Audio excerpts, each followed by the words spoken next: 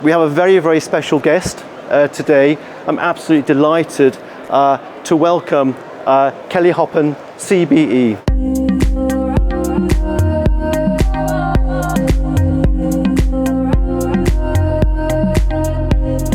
Now, I do have a few questions from the media. People have asked me, can you ask a few questions to Kelly, pose a few questions to her. So hopefully we'll get a little more insight into today's current trends and styling, for interior design.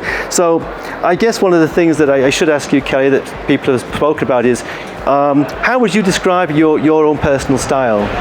My God, how long have you got?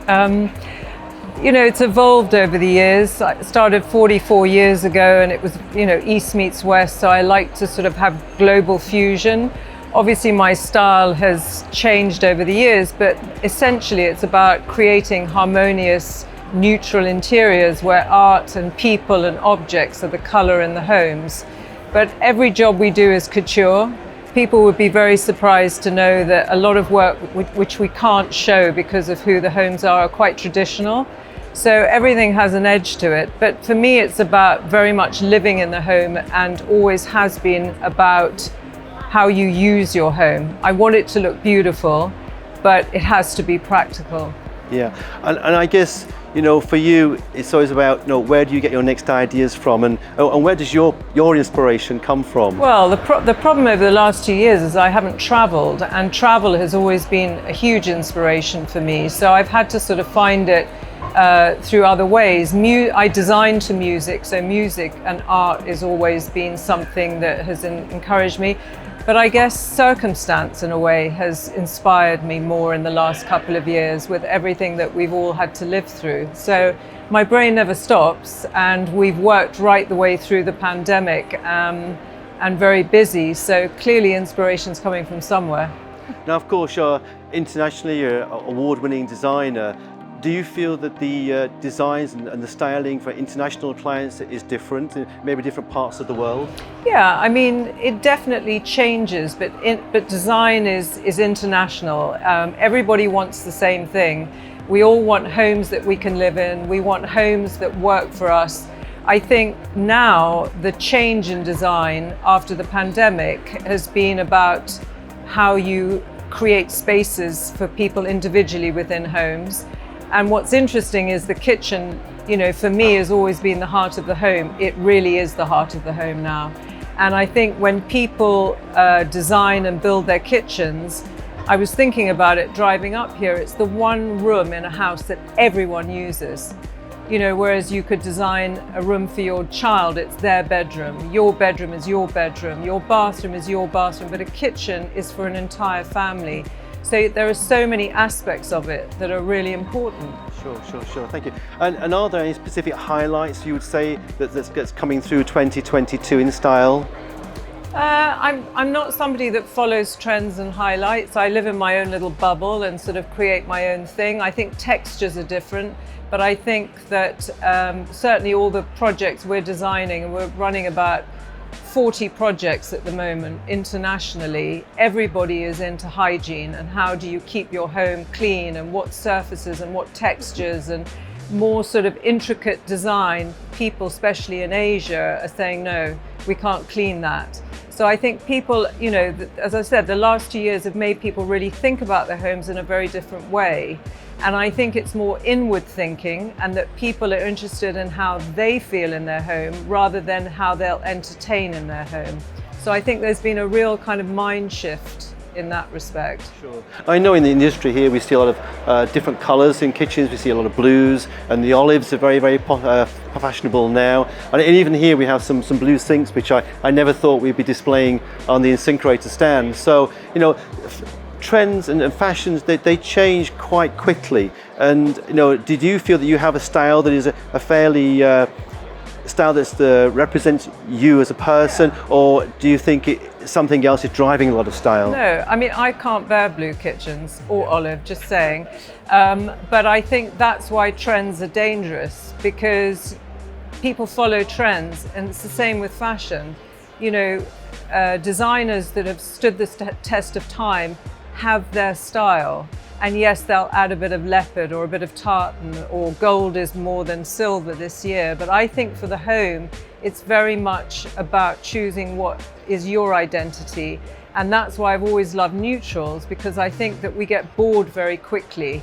And so you run away and go and put blue or olive or whatever, and then suddenly a year later you're like, oh, I don't like it. So I'm very no about trends.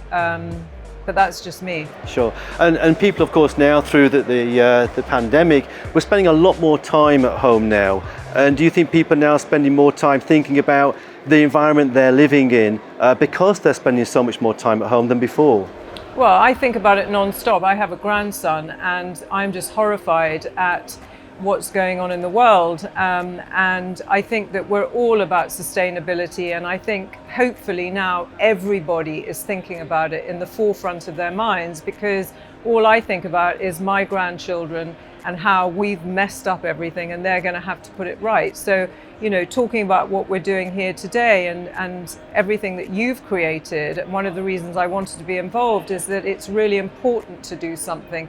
We can all talk about it, but we have to actually act upon it. So absolutely. So now, of course, you're involved in many fabulous projects, both domestically and commercially as well. And I guess most people here may want to ask the question, what really interested you in the partnership and being brand ambassador within InSinkErator? Well, first of all, you know, you're the pioneer. You've been going for a long time. I suppose it came at the right time because I started cooking in lockdown. Yep.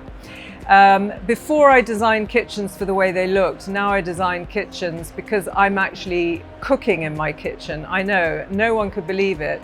And so actually the InSinkErator came at just the right time. The hot water tap is just brilliant. And I think that the synergy between us has really worked and come at a time that kitchens became actually a practical place for me rather than just having a cup of coffee. Great. Now I know you have the InSinkErator 4-in-1 tap at home, and I guess has this become like a habit to use those sort of appliances? I think with food waste disposals and hot water taps, it is a change in how we behave in the kitchen, and these convenient appliances, I think, do change how we work in the kitchen as well. We're using them all the time. Is that the same for yourself? Yes, I mean it's modern. You know, it's the way of the world now, and you know there's nothing wrong with a kettle, but if you think about water sitting in the bottom of the kettle, for me to be able to just go and get hot water, and especially as I'm cooking and I use a lot of miso bases, it's so easy to do that, and fresh water and refilling, you know, containers for water. The InSinkErator for me on sort of two levels. One, because you know land waste is less.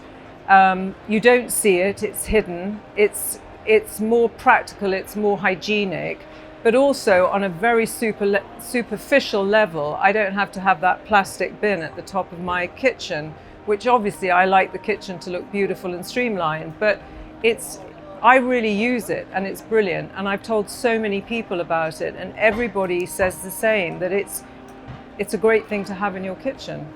And eco products, which you know all manufacturers are designing very much eco products now.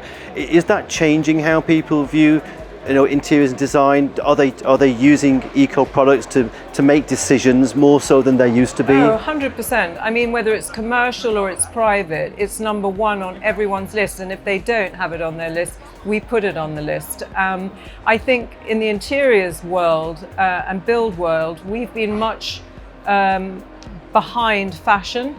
And I think now it's one of the other reasons I was really keen to do this, is to do something that people hear about and talk about. Because the more we actually practice it rather than talk about it, I think it's important, you know, whether it's paint, how we build, heat, water, how we run our homes is really critical today. And I think as a whole, everybody needs to be doing it. Sure. And of course, InSinkErator's been manufacturing, as I say, food waste disposals for over 90 years. Very much adopted in the US, becoming very, very popular across Europe now. And we are seeing now in the UK specifically, you know, kitchen designers, including food waste disposals, as well as steaming hot water taps, more often than not in a kitchen now, whereas only a few years ago it's one of those appliances that probably may have been overlooked in the fitted kitchen.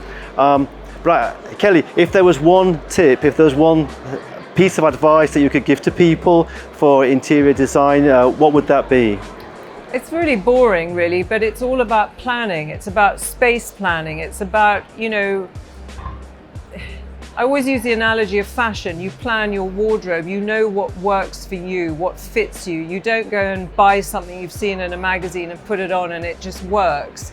A home has to fit you, and I think that as we're spending more time in our home, we have to look at the square footage of where we live and who lives in it and plan everything. And not only does it work better, the conversation, and you have less fights when you're living in a home because you're having to compromise, but also you save a huge amount of money. And there are so many choices out there in terms of what you can choose to have in your home.